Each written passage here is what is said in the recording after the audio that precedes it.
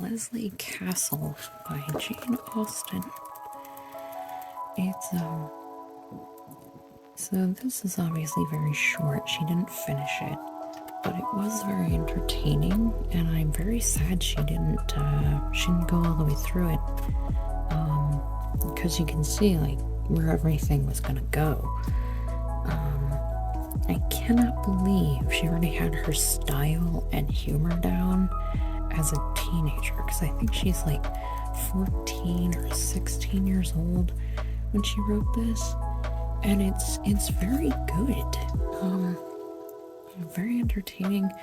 The ladies are funny, but it's because they're gossipy and kind of bitchy to each other, because they're writing letters to each other, and they're like, I don't understand why you think this person's pretty, and oh, your brother's kind of hot. You don't mind if I hit on him, do you? Like that. It was very, and like her one lady's father married another young woman. They're like really upset about it, because like she's wearing her mother's jewelry, and we're not gonna have any money when we, when he passes on. And this is sort of, it was interesting. You could like peek at what letters were like back then, and it was a nice refresher on how she writes, because I haven't read any of her work in a very long time, so this was kind of perfect to get me into the mood of reading her again. I have a whole book set of all of her books, and I'm hoping to read all of them by the end of this year. That might be too much for me to do, but there's only 6 full books and like a few of these unfinished ones, so it shouldn't be too hard to finish it. But yeah, if you haven't read it, I recommend it, and yeah, it was definitely fun. It is unfortunate that it's unfinished though, but yeah, definitely fun. So just finished A Quiet Girl in a Noisy World, an introvert story, and it's exactly what it says. It's by a cartoonist named Debbie Tung. Got it from the library, and it's very good. I thought it was very well drawn, and it was very sweet. There's a lot of comics in here that's tea makes everything better. Like, yeah, very accurate. And it was interesting. I feel like, because I'm an introvert, and I feel like my whole life is also in this book somehow, except I haven't gotten married and stuff, so yeah, maybe one day. And just wanted to find where she talks about her life in school, but because they, like, you don't do enough in class, and like, what's wrong with you? It's like, oh, my entire life, it all happens to all of us introverts. Why? And it's very annoying when you're growing up and become an adult, and things get better, obviously. Kind of all I have to say about it. It is a fun read. I don't know if I'd recommend buying it, especially if your library has it. Easy to pick up and go through. I hadn't heard of her before, but yeah, I'll definitely check her out now. It's really cute, and yeah, very cute. So, 7th book is finished. This is obviously the copy from the library.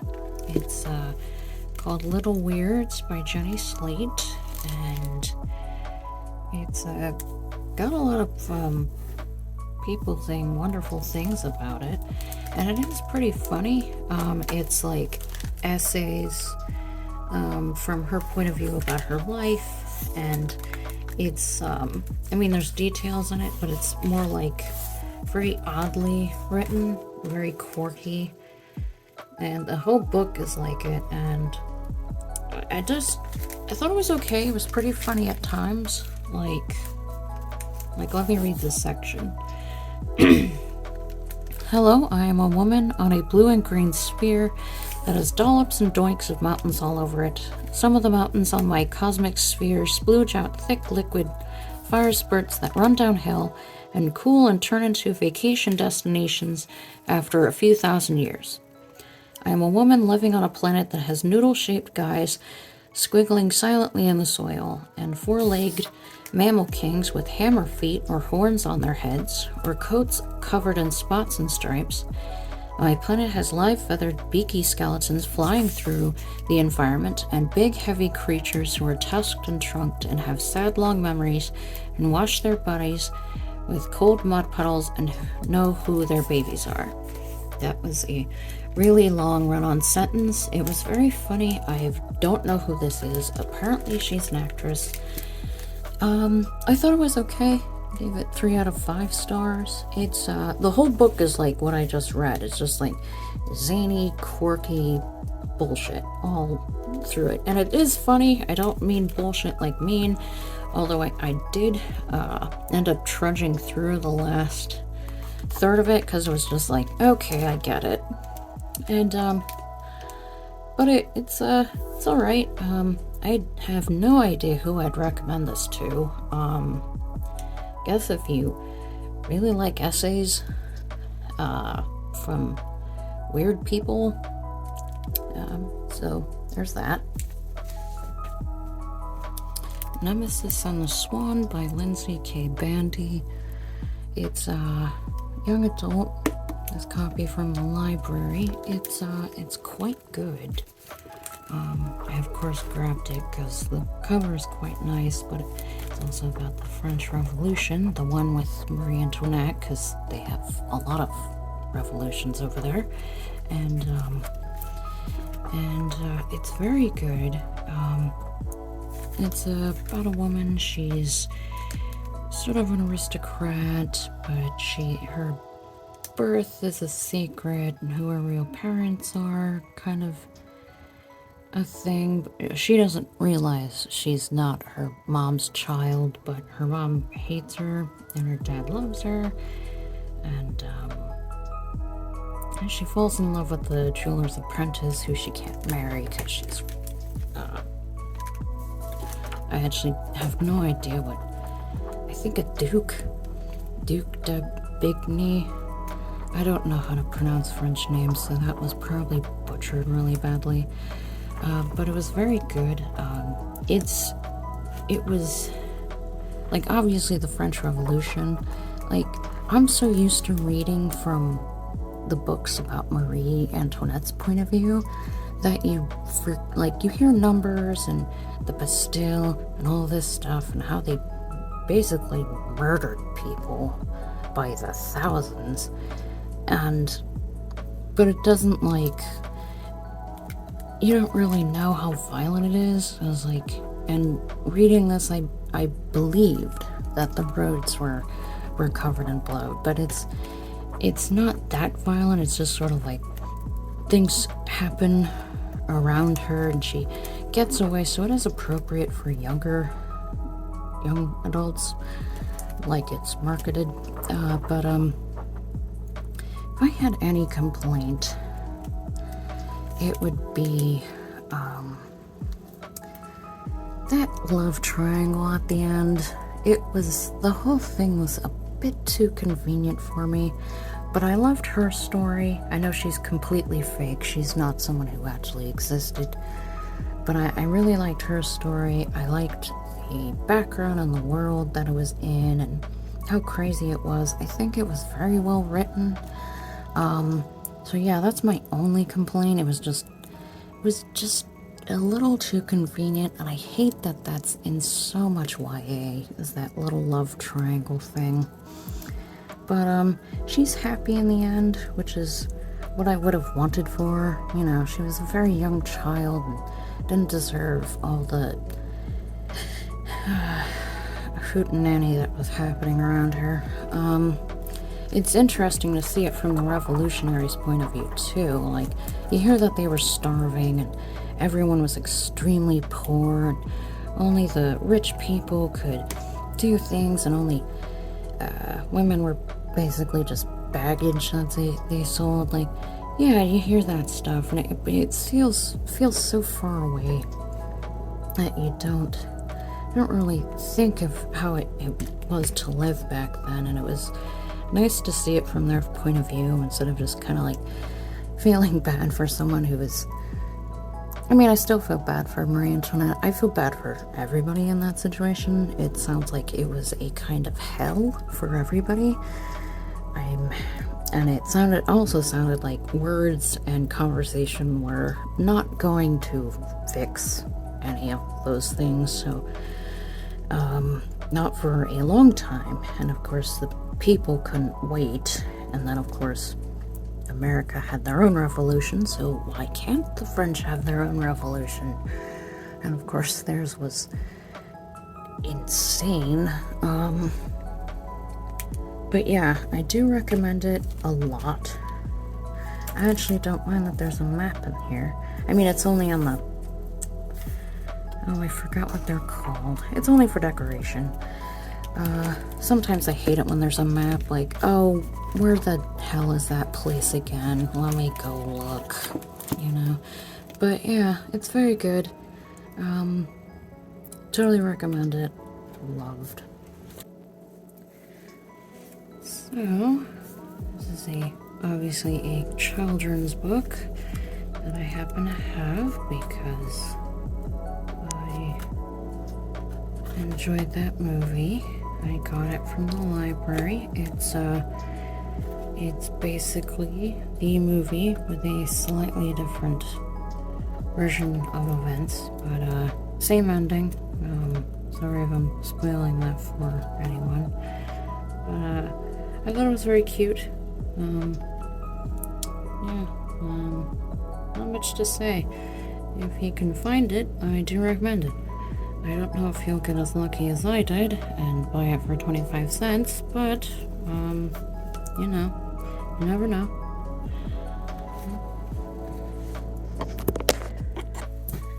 This is a book that I own, collected drawings of Aubrey Beardsley, and finished reading it. He died at the age of 26 and was still able to get all these artworks done and make his mark on the wall, so to speak. Yeah, I thought his work was beautiful. He did the cover art for the original Oscar Wilde Salame's stuff. Some of this is inappropriate, so I'm going to stop flipping through it, but this is his heavy contrast work is what he's known for, and it's quite beautiful. There's an introduction written by a friend of his, someone who knew him before he died, and it's Arthur Symons, and it's a bit long-winded. He does make a great effort of saying how fantastic his friend was and how he got pushed out of polite society. I think he could be temperamental, and so it made it difficult for him to sell his work and be personable with people. But he's a great artist.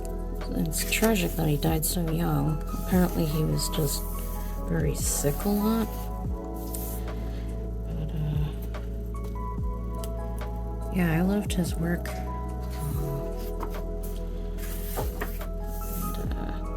Yeah, it's just beautiful. Very interesting. Catches your eye.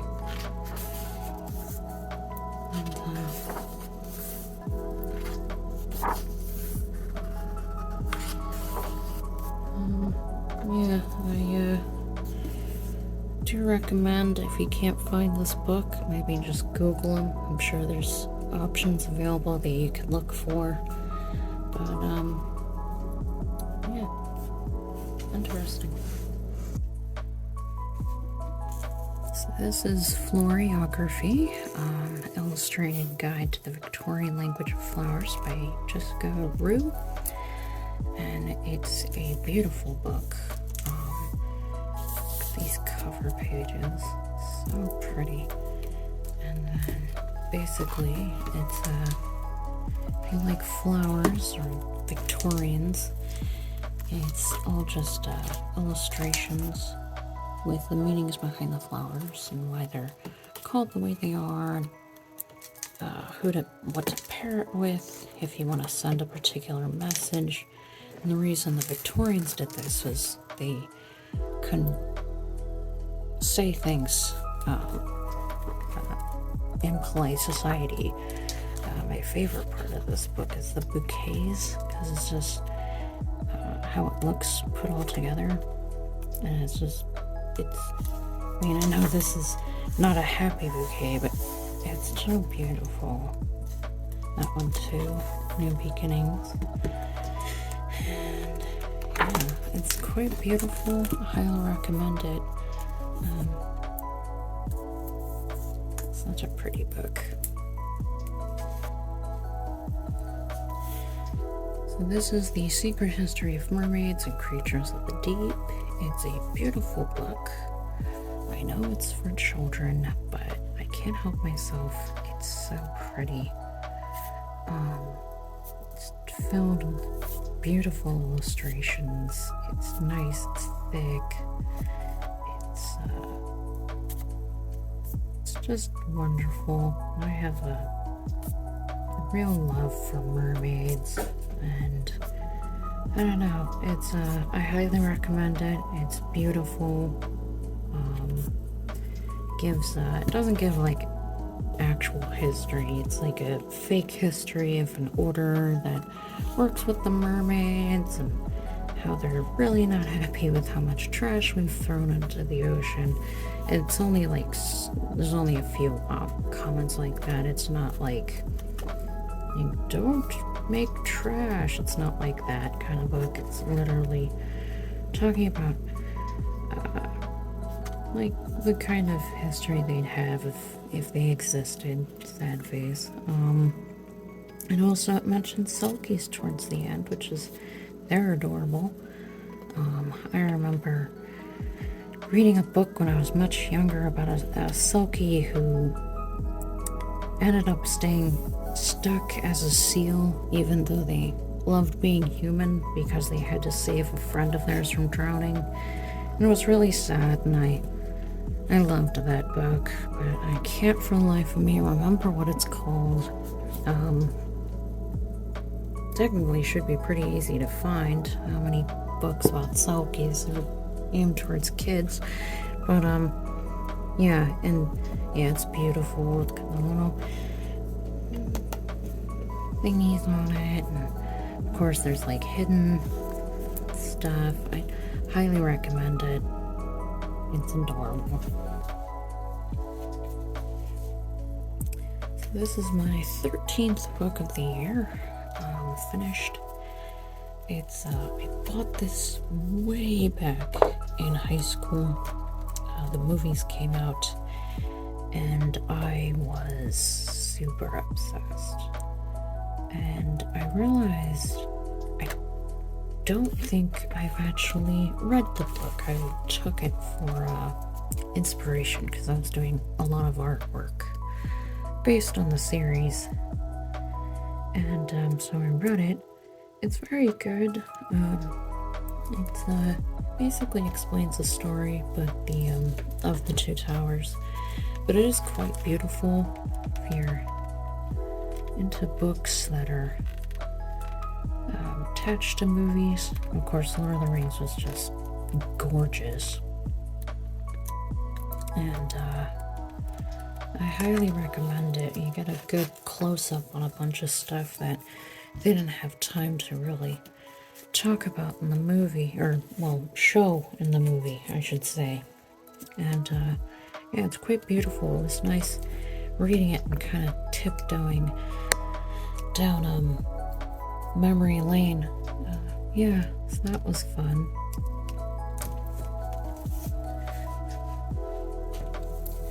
So this is the Lock and Key series. It's called Lock and Key, Keys to the Kingdom, Volume 4. I have read the first 3, so I know the best time to do a review is right in the middle of a series.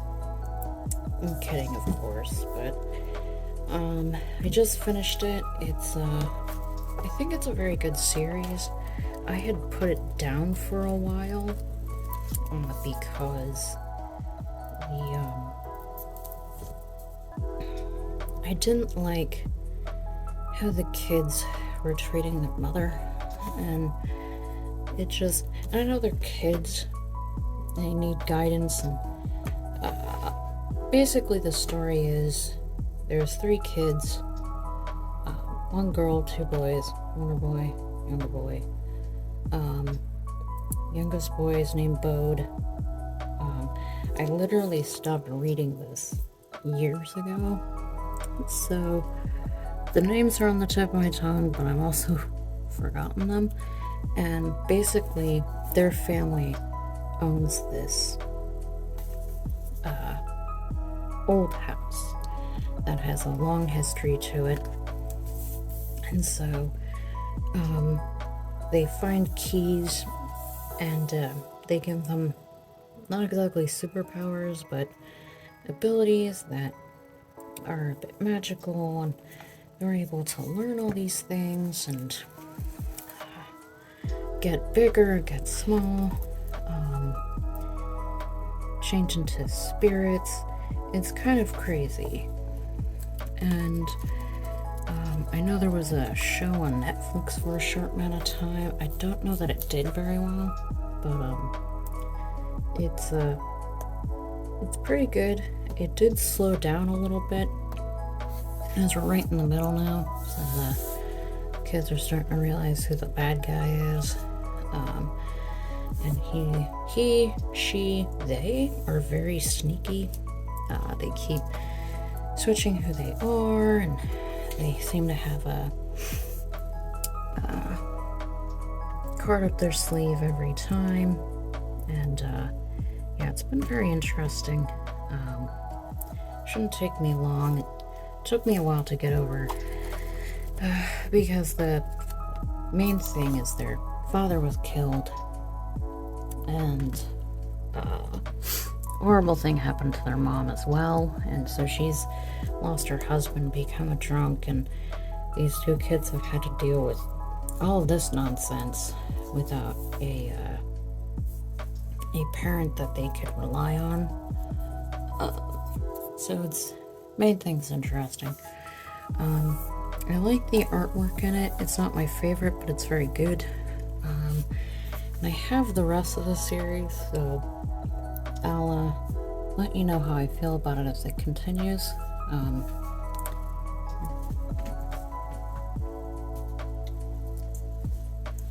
So I'm going to do these both at the same time.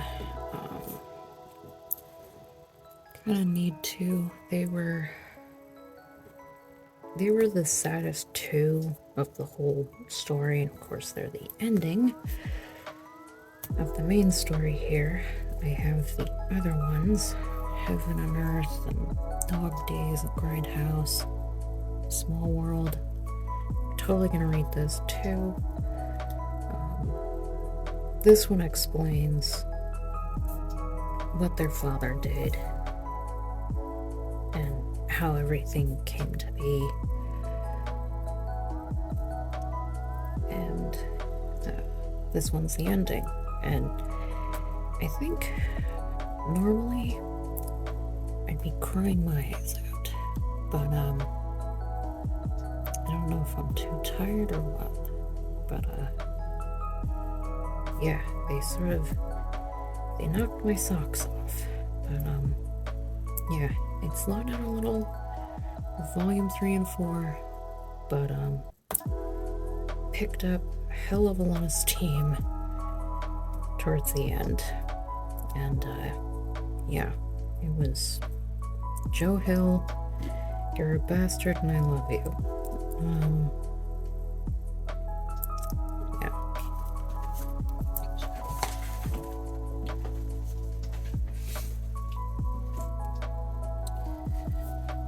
So this is Dancing at the Pity Party, a Dead Mom graphic memoir by Tyler Fetter. That's her. That's her mom, obviously. It's a graphic novel that I got from the library, and it's very good. It was her way to deal with the passing of her mother. She had, I think, uterine cancer, and basically she explained what happened. She was at school, and it seemed like suddenly a year went by and her mother was terribly sick and dying. And she explains all the ways her mom was great, and what she misses about her, and the characters who remind her of her, and what they do now, how her family grieved, and I've never been to Jewish anything, so it was nice having these explanations about what was going on and what Shiva was. And I think the ribbon thing, where they have a tradition where they have a ribbon, they use a ribbon. What they're supposed to do is tear a piece of clothing to show that now this person is gone, and so everything's still there, but it's never going to be the same, that kind of thing. And I think that's just so beautiful. And I like how they give everyone the option of having the ribbon to use, so they don't have to rip up their own clothing. That was beautiful. And I thought it was very good. I'm not dealing with the passing of anyone, knock on wood, but if you are, and you're not, you want someone who gets it, because she's dealing with a lot, and no one's sure how to respond, because it's one of those things. It's like, oh, your mom passed away, and she wants to make some jokes and all this stuff too, because her mom wouldn't mind, because her mom was a cool mom, and so that's what she did with this book. I think it's I'll say it's beautifully drawn, although it's not a typical style. I do really like it, though. I think it's fun, it's quirky, it's nice. It tells the story perfectly. I love that almost everything is pink, except for the really sad scenes. I have one question, though. Did they really name all their girls' boys' names? Cody, Spencer, Tyler? Is that a pseudonym? What's going on? If they did, okay, fine. It's just, those aren't even names that you can, it's not like, Veronica, where you nickname someone Ronnie. It's literally a boy's name. And I always thought I could, if I'm never having children, but if I did, I'd name her Antoinette and nickname her Tony, because Tony's right in there. But yeah, it's not even like that. It's just strictly what most people would consider boys' names. And the names were consistent throughout for the sisters, so I'm assuming that's actually their names, and this isn't a pseudonym. When I first grabbed it, I thought maybe she had transitioned or something, but no, that's not what happened. Apparently their parents were just like, no, we're gonna fight the system and name our kids whatever the hell we want. And yeah, but that was my only question. But yeah, it's a great book, very fun, cute, sad, funny, all the things you would expect and more. And yeah, very good. I enjoyed it. Thank you, Tyler.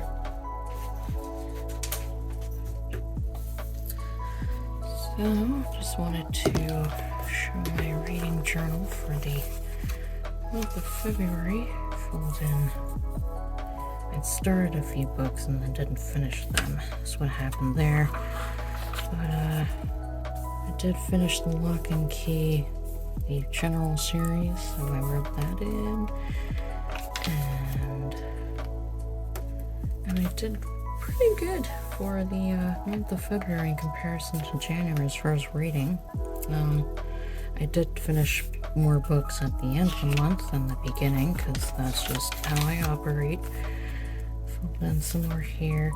This is not going to make sense in comparison to all the books I read, because there's a few books that kind of like, yeah, I could see that in horror and fantasy, for being honest. And so, books I read here.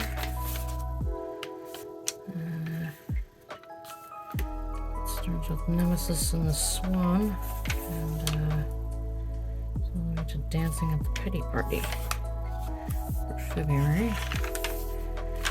And well, there's that for my reading journal. I know it's a bit boring to watch, but I didn't want to throw another bullet journal my way to fill out just yet. And of course now I need to switch markers as we're entering into a new month. And, Swan. Do that. And of course there are a few more days left in February, but I figured I'm in the middle of a real book instead of a graphic novel, and those tend to take me longer to finish, obviously, and figured I wouldn't have enough time to do them for the last 3 days of February, so I'll just add them to the March thing, and we'll be happily moving along there. And that's basically it as far as this video and this month. And if you enjoyed that, please feel free to like and subscribe. I'll be happy to see you around. And thank you. I hope you have a wonderful day